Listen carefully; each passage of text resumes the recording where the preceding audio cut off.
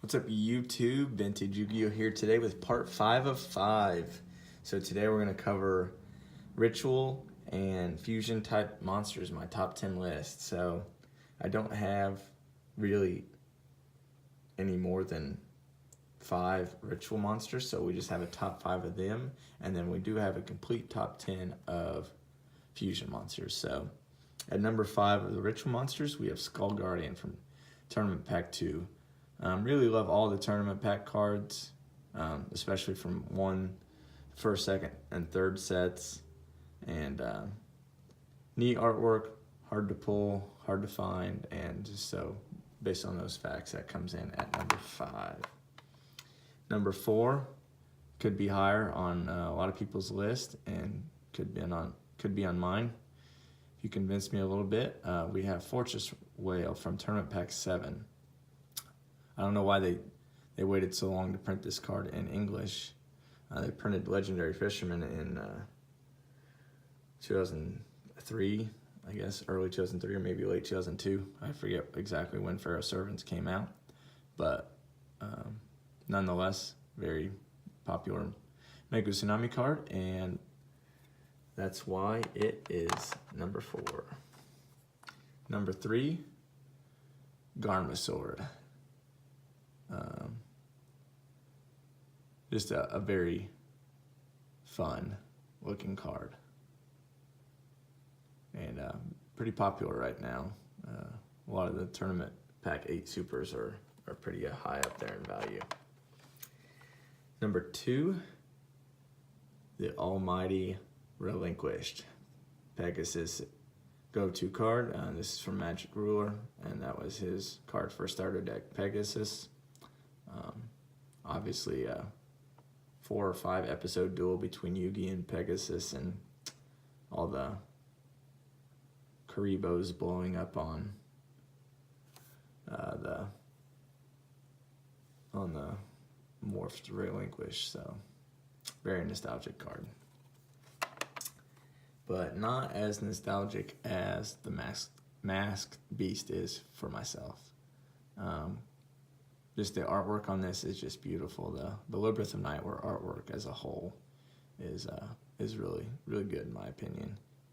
And that, along with, I pulled this card at one point, so it has a lot of nostalgic value for me, and the artwork is beautiful, as I said.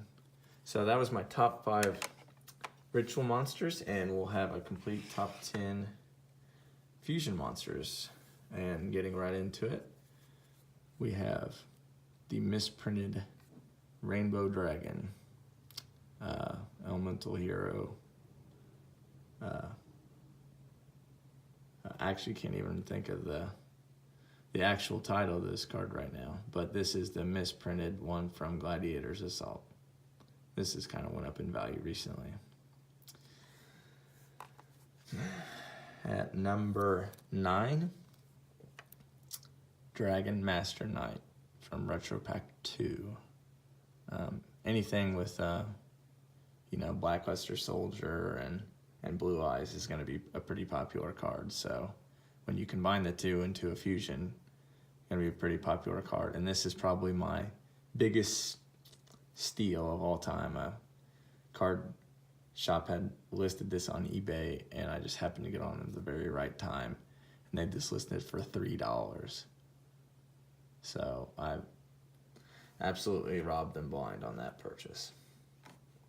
So at number 8, we have Quagar Hercules from Tournament Pack 1. Like I said, really love all the Tournament Pack 1, 2, and 3 cards. So very fitting that this makes a cut. And I really like insects. Have interest in entomology, so cool artwork in that regards as well. So number 8. Number 7, another classic Labyrinth of Nightmare card, The Last Warrior from Another Planet. Just real dark, scary looking cyborg guy. So I don't think is probably very practical to play, but the artwork is what gets its spot on my list. So at number 6, all-time classic, Thousand Dragon. Joey card, obviously with Baby Dragon and Time Wizard, and Metal Raiders Secret Rare, so definitely cannot go wrong with putting this in your top 10. And a really rare card, I do not know how rare or non-rare I guess it actually is, but I've just never really seen any of these pop up anymore. We have a Thousand Dragon misprint, really messed up misprint. That's printed with Gaia the Dragon Champion's name, square corners, and reverse hollow.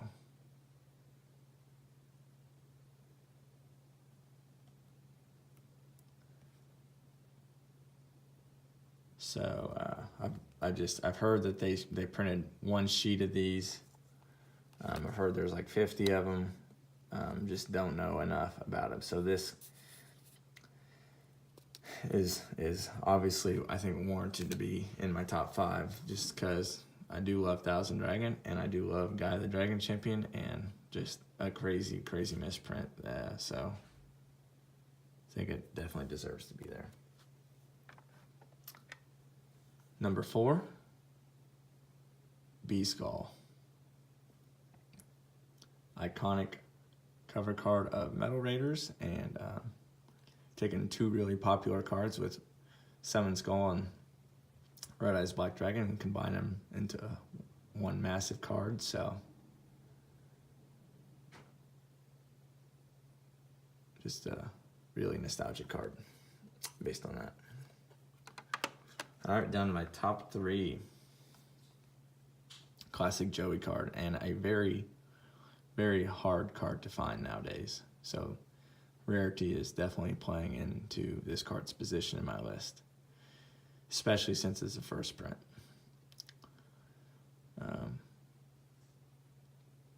Like I said, Joey used it, and remember it from the anime and from the first set. So just all those factors weighing in, that comes in at number 3.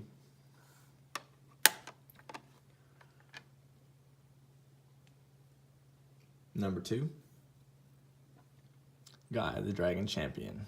I'll give a free shout out here. If you do not follow Gezzy, GHEZZI_TCG here on Instagram, go look up his page and give him a follow. He's really informative on old school Yu-Gi-Ohs, and did a video on the how hard it actually is to pull a Gaia the Dragon Champion, and was really neat to watch that and look at the math behind it. And I think subpopulation 18 or 19, so a really hard secret to find in gem mint condition.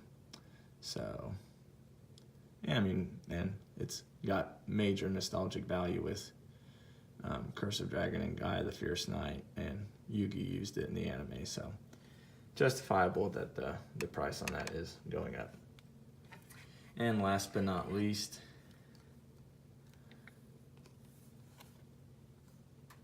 Dark Paladin, number 1.